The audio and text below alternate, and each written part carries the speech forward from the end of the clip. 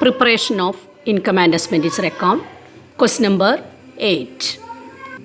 NCERT textbook, illustration 2. Income and Expenditure Account prepare ചെയ്യുന്നതിന് മുമ്പ് തന്നിരിക്കുന്ന റിസീപ്റ്റ്സ് ആൻഡ് പേയ്മെൻറ്റ്സ് അക്കൗണ്ട് നന്നായി വായിച്ച് നോക്കാം.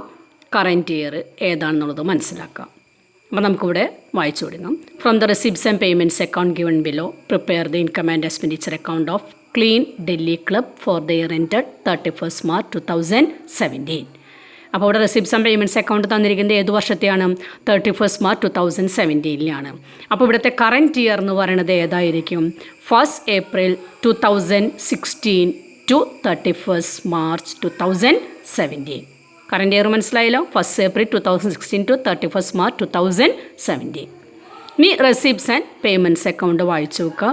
റെസിപ്റ്റ്സ് ആൻഡ് പേയ്മെൻറ്റ്സ് അക്കൗണ്ട് പ്രത്യേകതകൾ എന്താണെന്നുള്ളത് ജസ്റ്റ് ഒന്നുകൂടിയും പറയാം. റെസിപ്റ്റ്സ് ആൻഡ് പേയ്മെൻറ്റ്സ് അക്കൗണ്ടിൽ ഡെബിറ്റ് സൈഡിൽ റെസിപ്റ്റ്സ്, ക്രെഡിറ്റ് സൈഡിൽ പേയ്മെൻറ്റ്സ് ആണ്. ഐറ്റംസ് എൻ്റർ ചെയ്യുമ്പോൾ ക്യാഷിൻ്റെയും ബാങ്കിൻ്റെയും ഓപ്പണിംഗ് ബാലൻസും ക്ലോസിംഗ് ബാലൻസും എഴുതിയിട്ടുണ്ടായിരിക്കും. ഐറ്റംസ് എഴുതുമ്പോൾ റവന്യൂ നേച്ചറുള്ളതാണോ ക്യാപിറ്റൽ നേച്ചറുള്ളതാണോ എന്നൊന്നും നോക്കേണ്ട കാര്യമില്ല. എല്ലാ ഐറ്റംസും റെസിപ്റ്റ്സ് ആൻഡ് പേയ്മെൻറ്റ്സ് അക്കൗണ്ടിൽ എഴുതിയിരിക്കണം. അതുപോലെ തന്നെ ക്യാഷ് റെസിപ്റ്റ്സും ക്യാഷ് പേയ്മെൻറ്റ്സും ഏത് വർഷത്തെയാണ് റിസീവ് ചെയ്തതെന്ന് ഏത് വർഷത്തെയാണ് കൊടുത്തിരിക്കുന്നത് നോക്കേണ്ട കാര്യമില്ല. ഈ വർഷം മേടിച്ച എല്ലാ റെസിപ്റ്റ്സും പേയ്മെൻറ്റ്സും റെസിപ്റ്റ്സ് ആൻഡ് പേയ്മെൻറ്റ്സ് അക്കൗണ്ടിൽ എഴുതിയിരിക്കണം. ഇനി income and expenditure account prepare ചെയ്യുമ്പോൾ ശ്രദ്ധിക്കേണ്ടത് നോക്കി നോക്കാം. Income and expenditure account prepare ചെയ്യുമ്പോൾ ക്യാഷിൻ്റെയും ബാങ്കിൻ്റെയും ഓപ്പണിംഗ് ബാലൻസും ക്ലോസിംഗ് ബാലൻസും എക്സ്ക്ലൂഡ് ചെയ്തിരിക്കണം. റവന്യൂ നേച്ചറിലുള്ള റെസീപ്റ്റ്സും പേയ്മെൻറ്റ്സും മാത്രമേ ഇൻകം ആൻഡ് എക്സ്പെൻഡിച്ചർ അക്കൗണ്ടിൽ എഴുതാവൂ. അതുപോലെ തന്നെ മുൻ വർഷങ്ങളിലെയോ സക്സീഡിങ് പീരീഡിലെയോ എമൗണ്ടുകൾ എന്തെങ്കിലും ഈ receipts and payments account include ചെയ്തിട്ടുണ്ടെങ്കിൽ അതെല്ലാം ഒഴിവാക്കിയിരിക്കണം. കറൻറ്റ് ഇയറുമായി റിലേറ്റഡ് ആയിട്ടുള്ള റെസീപ്റ്റ്സും പേയ്മെൻറ്റ്സും മാത്രമേ ഇൻകം ആൻഡ് എക്സ്പെൻഡിച്ചർ അക്കൗണ്ടിൽ എഴുതാവൂ. മനസ്സിലായല്ലോ. പിന്നെ അതുപോലെ തന്നെ അഡീഷണൽ ഇൻഫോർമേഷൻ ഉണ്ടെങ്കിൽ ആ അഡ്ജസ്റ്റ്മെൻറ്റുകളും ചെയ്തിരിക്കണം. അപ്പോൾ income and expenditure account prepare ചെയ്യുമ്പോൾ ശ്രദ്ധിക്കേണ്ടത് ഏതാ? ക്യാഷിൻ്റെയും ബാങ്കിൻ്റെയും ഓപ്പണിംഗ് ബാലൻസ് ക്ലോസിംഗ് ബാലൻസ് ഒഴിവാക്കുക. റവന്യൂ നേച്ചറിൽ വരുന്ന റെസിപ്റ്റ്സും പേയ്മെൻറ്റ്സും മാത്രമേ കൺസിഡർ ചെയ്യാവൂ. കറൻറ്റ് ഇയറിലെ റെസിപ്റ്റ്സും പേയ്മെൻറ്റ്സും മാത്രമേ ഇൻകം ആൻഡ് എക്സ്പെൻഡിച്ചർ അക്കൗണ്ടിൽ എഴുതാവൂ. അഡ്ജസ്റ്റ്മെൻറ്റുകൾ എന്തെങ്കിലും ഉണ്ടെങ്കിൽ അതും എൻ്റർ ചെയ്തിരിക്കണം. അപ്പോൾ ഇനി നമുക്ക് ഇൻകം ആൻഡ് എക്സ്പെൻഡിച്ചർ അക്കൗണ്ട് വരയ്ക്കാം. ഐറ്റംസ് എഴുതി തുടങ്ങാം. അപ്പോൾ ഇവിടെ ഇൻകം ആൻഡ് എക്സ്പെൻഡിച്ചർ അക്കൗണ്ട് വരച്ചു. Income and expenditure account for the year ended 31st March 2017. Debit സൈഡിൽ എക്സ്പെൻഡിച്ചർ, ക്രെഡിറ്റ് സൈഡിൽ ഇൻകം. ഇനി നമുക്ക് ഐറ്റംസ് വായിച്ച് ഓരോന്നോരോന്ന് എൻ്റർ ചെയ്ത് കൊടുക്കാം. ആദ്യം നമുക്ക് പേയ്മെൻറ്റ് സൈഡ് എടുക്കാം. ഏത് സൈഡ് വേണമെങ്കിലും എടുക്കാം കേട്ടോ. ഞാൻ എൻ്റെ തയ്യാറാക്കിയിരിക്കുന്ന ഇതനുസരിച്ചിട്ട് ആദ്യം പേയ്മെൻറ്റ് സൈഡ് എടുക്കുന്നേ ഉള്ളൂ. അപ്പോൾ പേയ്മെൻറ്റ് സൈഡിൽ തന്നിരിക്കുന്ന റവന്യൂ നേച്ചറിലുള്ള ഐറ്റംസ് ഏതൊക്കെയാണെന്ന് നോക്കി നോക്കുക. സാലറി റവന്യൂ നേച്ചറിലാണ്. Rent, electricity, taxes, printing and stationery, sundry expenses. Books purchase എന്ന് പറഞ്ഞാൽ അത് ലൈബ്രറിക്ക് വേണ്ടി നമ്മൾ മേടിക്കുന്നതാണ്. അത് ക്യാപിറ്റൽ നേച്ചറിലുള്ളതാണ്.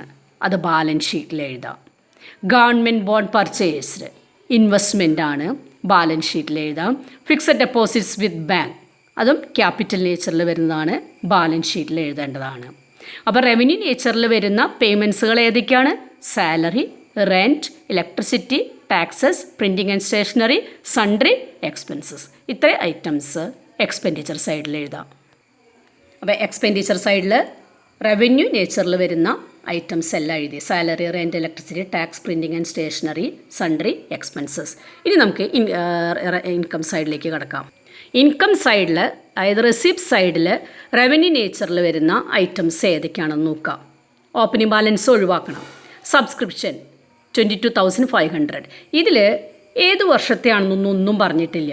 അപ്പം നമ്മൾ മനസ്സിലാക്കേണ്ടത് എന്താണ് ഈ തന്നിരിക്കുന്ന എമൗണ്ട് കറൻറ്റ് ഇയറിലെ എമൗണ്ട് മാത്രമാണ് തന്നിരിക്കുന്നത്. അപ്പോൾ ഈ എമൗണ്ട് മുഴുവനായിട്ടും ഇൻകം സൈഡിൽ എഴുതാം. പ്രീവിയസ് ഇയറിലെയോ സക്സീഡിങ് പീരീഡിലെയോ ഇൻക്ലൂഡ് ചെയ്തിട്ടുണ്ടെന്ന് അഡീഷണൽ ഇൻഫോർമേഷനിൽ പറയുകയാണെങ്കിൽ അത് എക്സ്ക്ലൂഡ് ചെയ്യുക. ഇവിടെ ഒരു ഇൻഫോർമേഷനും തന്നിട്ടില്ല. അപ്പോൾ തന്നിരിക്കുന്ന എമൗണ്ട് മുഴുവനും ഏത് വർഷത്തെ ആയിരിക്കും? കറൻറ്റ് ഇയറിലെ ആയിരിക്കും. അപ്പോൾ 22,500 മുഴുവനായിട്ട് എഴുതാം. എൻട്രൻസ് ഫീസ്, ഇതിനെക്കുറിച്ചുള്ള ഇൻഫോർമേഷൻ ഒന്നും പറഞ്ഞിട്ടില്ല, റവന്യൂ നേച്ചറിലായിട്ട് എടുക്കാം. ഡൊണേഷൻ, ഇവിടെ ഡൊണേഷൻ സ്പെസിഫിക് പർപ്പസ് ആണെന്നൊന്നും പറഞ്ഞിട്ടില്ല, അപ്പോൾ അത് ജനറൽ പർപ്പസിനുള്ളതായിരിക്കും. അപ്പോൾ ജനറൽ പർപ്പസിന് വേണ്ടി ഡൊണേഷൻ റിസീവ് ചെയ്തിട്ടുണ്ടെങ്കിൽ അത് റവന്യൂ നേച്ചറിലുള്ളതാണ്. റെൻറ്റ് ഓഫ് ഹാള് വാടകയ്ക്ക് കൊടുത്ത് കിട്ടിയ റെൻറ്റാണ് റവന്യൂ നേച്ചറിലാണ് വരുന്നത്. സെയിൽ ഓഫ് ഇൻവെസ്റ്റ്മെൻറ്റ് എന്ന് പറഞ്ഞാൽ അസറ്റ്സ് ആണ്. അപ്പോൾ അസറ്റ്സ് സെയിൽ നടത്തിയതിനെ കുറിച്ചുള്ള എന്തെങ്കിലും ഇൻഫോർമേഷൻ പറയുന്നുണ്ടെങ്കിൽ അത് ഇൻകം ആൻഡ് എക്സ്പെൻഡിച്ചർ അക്കൗണ്ടിൽ എഴുതാൻ പാടില്ല. നിങ്ങൾ കഴിഞ്ഞ വർഷം ഡിപ്രീസിയേഷൻ്റെ ചാപ്റ്ററിലൊക്കെ പഠിച്ചേക്കുന്നതാണ്. പക്ഷേ അസറ്റ്സ് അല്ലെങ്കിൽ ഇൻവെസ്റ്റ്മെൻറ്റ് സെയിൽ നടത്തുമ്പോൾ എന്തെങ്കിലും പ്രോഫിറ്റോ ലോസോ ഉണ്ടെങ്കിൽ അത് ഇൻകം ആൻഡ് എക്സ്പെൻഡിച്ചർ അക്കൗണ്ടിൽ എഴുതിയിരിക്കണം. നിങ്ങൾ profit and loss account prepare ചെയ്യുമ്പോഴും അങ്ങനെ തന്നെയാണ് എഴുതാറ്. അസറ്റ്സ് സെയിൽ നടത്തിയ എമൗണ്ട് ഒന്നും പ്രോഫിറ്റ് ആൻഡ് ലോസ് അക്കൗണ്ടിൽ എഴുതാറില്ല. അതേസമയം സെല്ലിംഗ് പ്രൈസിൽ നിന്നും ഡിപ്രീസിയേഷൻ മൈനസ് ചെയ്ത് എന്തെങ്കിലും ലാഭം നഷ്ടമുണ്ടെങ്കിൽ അത് മാത്രമേ ഇൻകം ആൻഡ് എക്സ്പെൻഡിച്ചർ അക്കൗണ്ടിൽ എഴുതാവൂ. ഇവിടെ ഇൻവെസ്റ്റ്മെൻറ്റ് സെയിൽ നടത്തിയപ്പോൾ ലാഭമാണോ നഷ്ടമാണോ ഒന്നും പറഞ്ഞിട്ടില്ല, ഒരു ഇൻഫോർമേഷനും തന്നിട്ടില്ല. അപ്പോൾ അതുകൊണ്ട് നമ്മൾ മനസ്സിലാക്കേണ്ടത് ഇവിടെ ഇൻവെസ്റ്റ്മെൻറ്റ് സെയിൽ നടത്തിയപ്പോൾ ലാഭമില്ല നഷ്ടമില്ല എന്നുള്ളതാണ്. അപ്പോൾ അതുകൊണ്ട് അത് ഇൻകം ആൻഡ് എക്സ്പെൻഡിച്ചർ അക്കൗണ്ടിൽ എഴുതേണ്ട കാര്യമില്ല. അപ്പോൾ ഇൻകം ആൻഡ് എക്സ്പെൻഡിച്ചർ അക്കൗണ്ടിൽ റവന്യൂ നേച്ചറിൽ വരുന്ന ഐറ്റംസ് ഏതൊക്കെയാണ്? Subscription, entrance fees, donation, rent of hall. അപ്പോൾ ഇത്രയും ഐറ്റംസ് ഇൻകം സൈഡിൽ എഴുതാം. അപ്പോൾ ഈ ഐറ്റംസ് എല്ലാം subscription, entrance fees, donation, rent of hall ഇതൊക്കെ ഇൻകം സൈഡിൽ എഴുതി കഴിഞ്ഞു. സെയിൽ ഓഫ് ഇൻവെസ്റ്റ്മെൻറ്റിനെ കുറിച്ച് ഒന്നുകൂടിയും പറയാം. സെയിൽ ഓഫ് ഇൻവെസ്റ്റ്മെൻറ്റ് എന്ന് പറഞ്ഞാൽ അസറ്റ്സ് ആണ്. അസറ്റ്സ് വിറ്റ് കിട്ടിയ എമൗണ്ട് എന്ന് പറയുന്നത് ക്യാപിറ്റൽ നേച്ചറുള്ളതാണ്. അത് നമ്മൾ ഇൻകം ആൻഡ് എക്സ്പെൻഡിച്ചർ അക്കൗണ്ടിൽ എഴുതാൻ പാടില്ല. അതേസമയം വിറ്റപ്പോൾ എന്തെങ്കിലും പ്രോഫിറ്റ്സ് ലോസോ ഉണ്ടെങ്കിൽ മാത്രം ഇൻകം ആൻഡ് എക്സ്പെൻഡിച്ചർ അക്കൗണ്ടിൽ എടുക്കുക. പ്രോഫിറ്റ്സ് ആണെങ്കിൽ ഇൻകം സൈഡിൽ എടുക്കുക, ലോസ് ആണെങ്കിൽ എക്സ്പെൻഡിച്ചർ സൈഡിൽ എടുക്കുക. ഇവിടെ ലാഭമാണ് നഷ്ടമാണെന്നതിനെ കുറിച്ചുള്ള ഒരു ഇൻഫോർമേഷനും തന്നിട്ടില്ല. അതിൽ നമ്മൾ മനസ്സിലാക്കേണ്ടത് എന്താണ്? ഇൻവെസ്റ്റ്മെൻറ്റ് സെയിൽ നടത്തിയപ്പോൾ നമുക്ക് ലാഭമില്ല നഷ്ടമില്ല. അപ്പോൾ ഈ ഒരു എമൗണ്ട് ഇൻകം ആൻഡ് എക്സ്പെൻഡിച്ചർ അക്കൗണ്ടിൽ കാണിക്കേണ്ട കാര്യമില്ല. അപ്പോൾ എല്ലാ ഐറ്റംസും എഴുതി മനസ്സിലാക്കി കാണുമെന്ന് വിചാരിക്കുന്നു. ഇനി ഇൻകം ആൻഡ് എക്സ്പെൻഡിച്ചർ അക്കൗണ്ട് രണ്ട് സൈഡും ബാലൻസ് ചെയ്യാം. ബാലൻസ് ചെയ്യുമ്പോൾ ഇൻകം സൈഡിലാണ് കൂടുതൽ വരുന്നെങ്കിൽ അത് സർപ്ലസ് ആയിരിക്കും, എക്സ്പെൻഡിച്ചർ സൈഡിലാണ് കൂടുതൽ വരുന്നെങ്കിൽ അത് ഡെഫിസിറ്റ് ആയിരിക്കും. ഇവിടെ ബാലൻസ് ചെയ്ത് വന്നപ്പോൾ കിട്ടിയിരിക്കുന്നത് ഇൻകം സൈഡിലാണ് കൂടുതൽ വന്നിരിക്കുന്നത്. എത്രയാണ്? 18,200. അതെന്തിനെ റെപ്രസെൻ്റ് ചെയ്യുന്നു? സർപ്ലസ്. അപ്പോൾ രണ്ടാമത്തെ പ്രോബ്ലം മനസ്സിലായി കാണുമെന്ന് വിചാരിക്കുന്നു.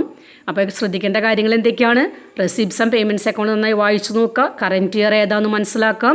ക്യാഷിൻ്റെയും ബാങ്കിൻ്റെയും ഓപ്പണിംഗ് ബാലൻസ്, ക്ലോസിംഗ് ബാലൻസ് ഒഴിവാക്കാം. റവന്യൂ നേച്ചറിൽ വരുന്ന എക്സ്പെൻഡിച്ചർ ഇൻകം മാത്രമേ എടുക്കാവൂ. അതുപോലെ തന്നെ കറൻറ്റ് ഇയറിലെ എക്സ്പെൻഡിച്ചർ ഇൻകം ആണ് എടുക്കേണ്ടത്. ബാലൻസ് ചെയ്യുമ്പോൾ ഇൻകം സൈഡിലാണ് കൂടുതൽ വരുന്നെങ്കിൽ അത് സർപ്ലസ് ആയിരിക്കും, എക്സ്പെൻഡിച്ചർ സൈഡിലാണ് കൂടുതൽ വരുന്നെങ്കിൽ ഡെഫിസിറ്റ് ആയിരിക്കും.